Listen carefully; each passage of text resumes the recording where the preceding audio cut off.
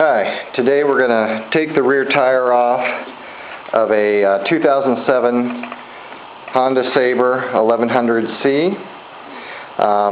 You can see this is a highly modified version, but the frame and the rear tire and the front tire are the same as the stock. The rake kit's a little different, but how you remove and replace this rear tire is going to be the same. This is a shaft drive, so it's going to actually apply to most of your shaft drive bikes. One thing you're going to want to do is make sure that this nut right here is pretty tight. That's going to keep your shaft from rotating while you try to take the tire off and put the tire back on. You want to make that really tight, and you want to come to the opposite side, and this bolt right here needs to be removed. Some bolts are going to have a cotter pin that goes all the way through, so make sure you take the cotter pin out before you try taking it off. This one does not. It just uses friction to hold it in place. So we're going to go ahead and take that apart right now. Usually I believe in the right tool for the right job, but I don't happen to have a wrench big enough for this. So I'm using my trusty vice grips.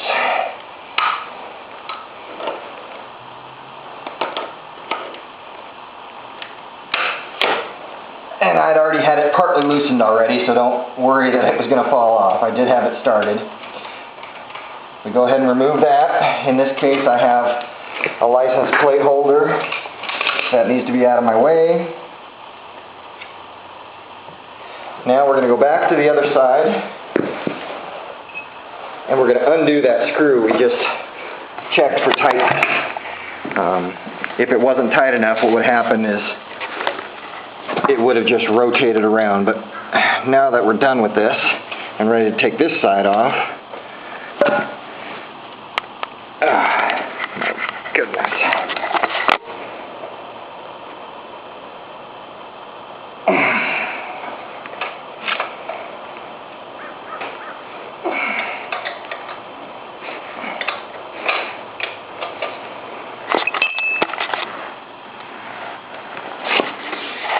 Okay, this screw doesn't have to come all the way out. It's a compression screw. It pinches your axle. It pinches your axles pretty good there. So just loosen it up so you can see a good portion. And then what we're going to do is on this side, we're just going to beat the heck out of it. If you don't have a rubber mallet, put a piece of wood against the end. You don't want to damage your shaft. But this is just a matter of tapping until it gets flush. And you come back to this side and you see the axle started coming out. And just carefully work your way out. And it'll pull right through. And in my case, you can see that the brake mechanism is held onto the axle. So you're going to want to be careful when that comes loose. You don't have to undo any of your brake lines. You generally don't have to loosen the brakes themselves. They will come loose. This piece is going to lift right out. And then your rear tire will be pretty much free. So let me set this camera down for a second. And watch your fingers. The bike is on a jack stand, so it stays upright, and there's no pressure on the tire. There's actually a little gap underneath. There is a spacer right here between the brake and the tire. There's a small spacer right there, so be careful that that doesn't just go flying off somewhere. Just like that.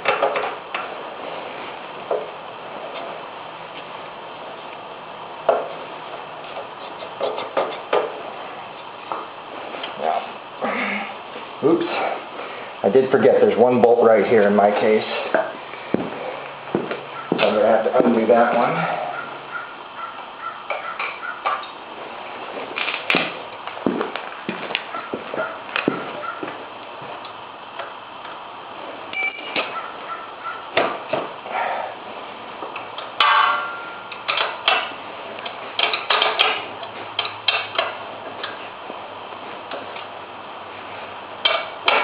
Fortunately, I have these shorty tailpipes.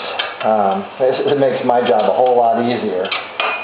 if you had longer tailpipes, you might have to remove your tailpipes before you can even get this far, because the axle won't come out.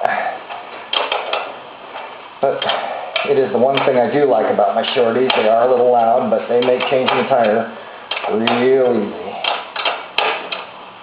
This is just tedious and time consuming.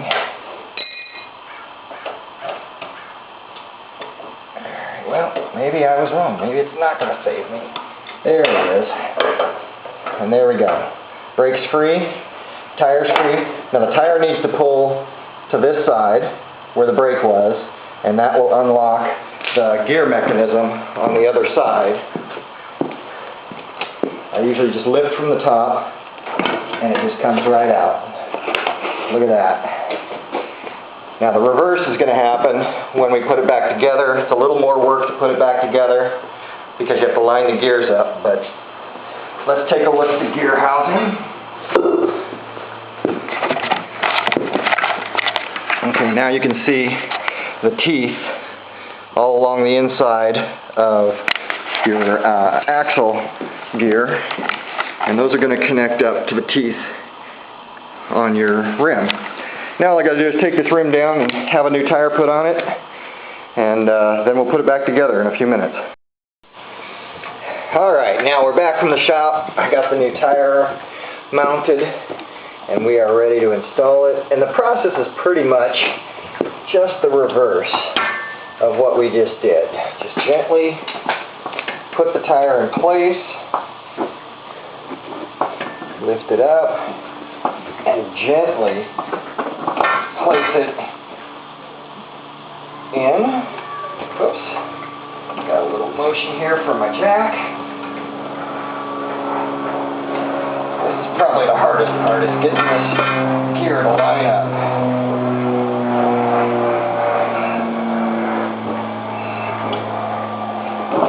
There we go.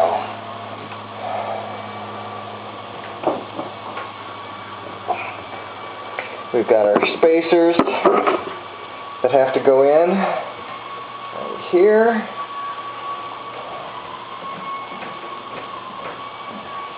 Got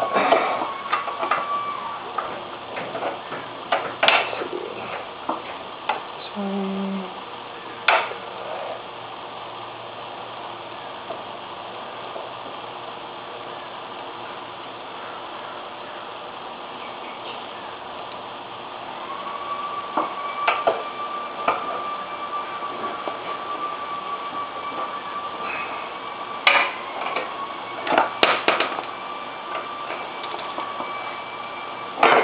Bit of manhandling.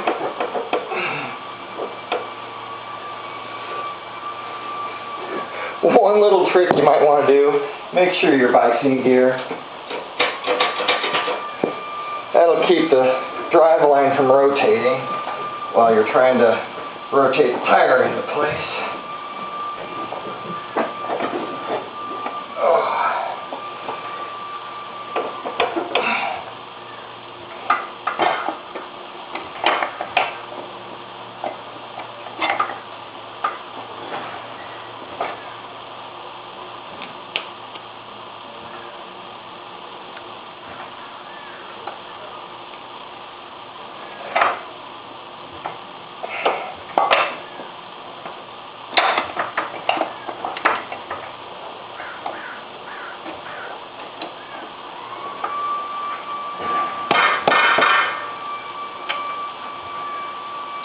For me, the washer goes on the outside of the brake assembly. Yours might go on the inside.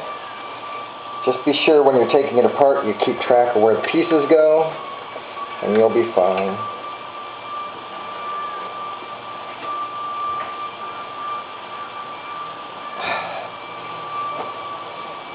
Get a rough fit. Slide the bar through. It's a little bit of manhandling here.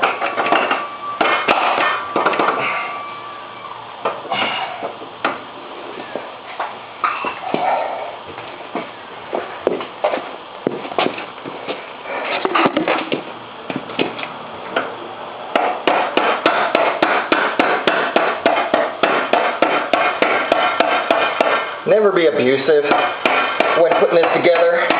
Gentle tap. If it takes more than a gentle tap, something's not lined up right. Always just gentle taps.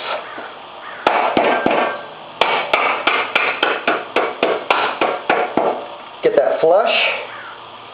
Tighten this bolt down, and you are ready to tighten up the other side.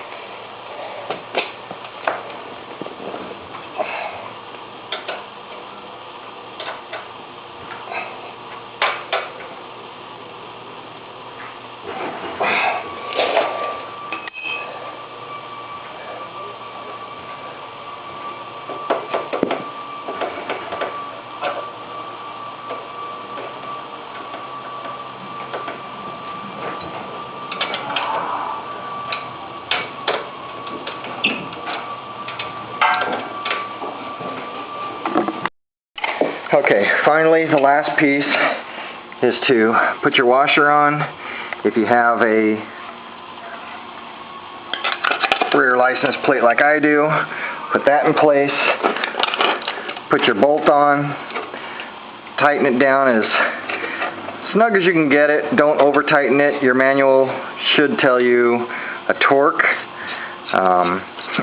I don't have a torque reading, so I just tighten it down until I feel it's comfortable. Alright, and once that's tightened down, you're ready to ride. Be sure to take it easy on new tires. They are generally slick from the goo that holds them out of keeps them from sticking to the mold. So be careful, have fun.